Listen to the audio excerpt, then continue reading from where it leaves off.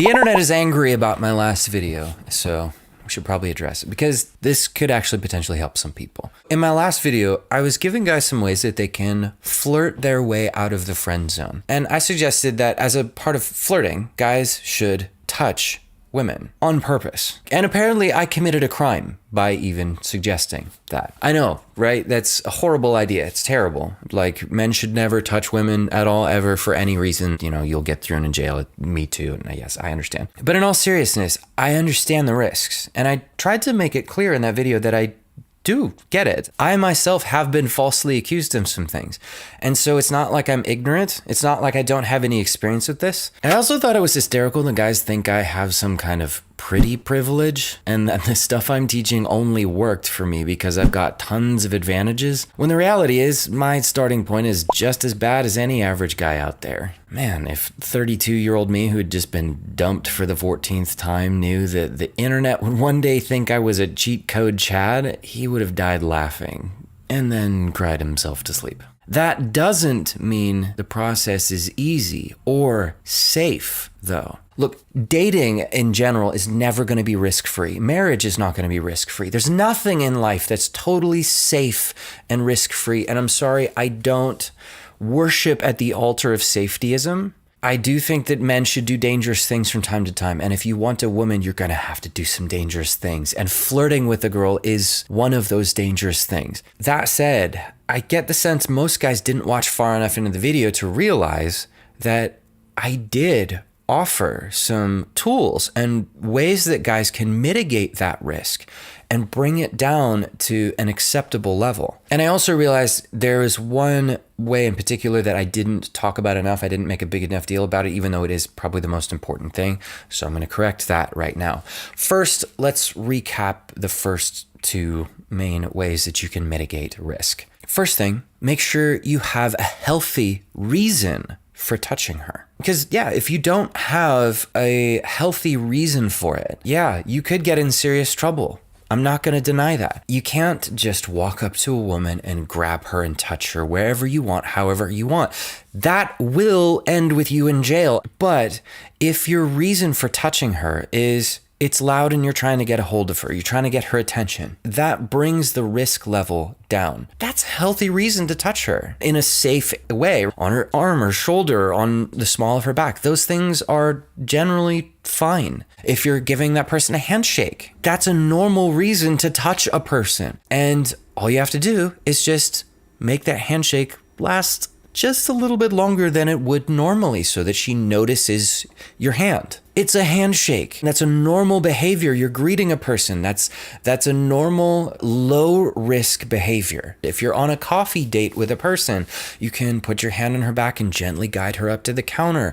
These are all environments and reasons for touching a person that bring the danger level down. And that's just step one. That's just the first thing you can use to mitigate risk. The second thing is make sure you come across natural. Make sure that you're not attaching any significance to the outcome of the situation in your mind. If you approach her scared, then yeah, she's gonna feel like it's weird that this guy is touching me because he's giving me a weird vibe right now. If your vibe is natural, confident, assured, reassuring, then it's totally normal to her. In fact, she would probably invite it. It's fine. The vibe that you bring, the presence that you bring with you can bring that risk level down significantly. So make sure that you approach her with a presence that just speaks. I don't care what happens. I don't care about the outcome here. I don't need anything from you. I'm not trying to get anything from you. This is just a normal human interaction. Third thing, and the thing I should have talked about more in depth, I put it in a kind of a note. I realize now that that wasn't enough because the more I think about it, the more I realize this is actually the most important piece of the puzzle, your community. Make sure that you're in a community where people who know the quality of your character can defend you and support you against false accusations. Like I said, I've had some false accusations against me, and having that community around me who knew me saved my butt. The people who know me best were able to defend me and protect me. Now, for this to work, you have to actually have good character. right? If you don't have good intentions, you don't have a pure heart about this, your reasons for wanting to touch a person are not pure, and you yourself are not a person of high character, yeah, I can't help you. This advice is not for you. Don't do it. Find another channel, because it's not going to work for you. No one is going to back you up and defend you. But if you do have solid character, you also have to display that character in a community that can and will protect you. That's probably not going to happen at your workplace, right? Just be realistic about this. Most workplaces today don't care about your character. They care about your gender. That's true. And that's real. They're going to side with the woman no matter what she says and no matter who you are or how you have behaved before. So you have to be in a place where people actually care about your character. That's primarily going to be your church, if you have a solid church, which personally, I've only ever been to solid churches. So I'm sorry if you've had a bad experience.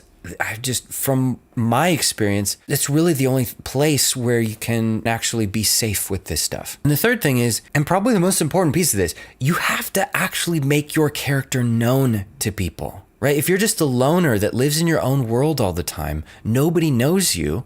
It doesn't matter if you have the best character in the world. It doesn't matter if you're in the healthiest community, a group of people who would come to your defense. They're not going to, because they don't know you. You need to be known. Again, like I said, I have experience with this. So guys, stop worshiping at the altar of safetyism. Your ancestors had to charge across battle lines and take bullets and swords in the gut. They had to deal with risk to survive. The risk involved with flirting with a woman is nothing by comparison. If you want to have good things, you will have to pay some prices and take some risks. There is no way around that.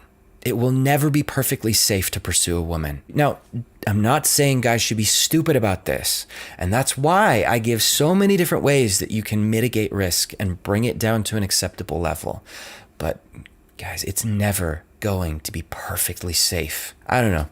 Maybe I'm crazy. And if I am, if you've watched this whole thing, first of all, thank you. I appreciate it. Second of all, if you still think I'm crazy, put your reasons down in the comments. I'll let you guys decide. I've spoken my piece. I've tried my best. I promise I am trying to help you guys. I'm not trying to rob you. I'm trying to help you.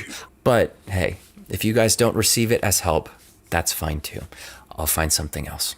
So anyways, until next time, stay weird and just get out of here.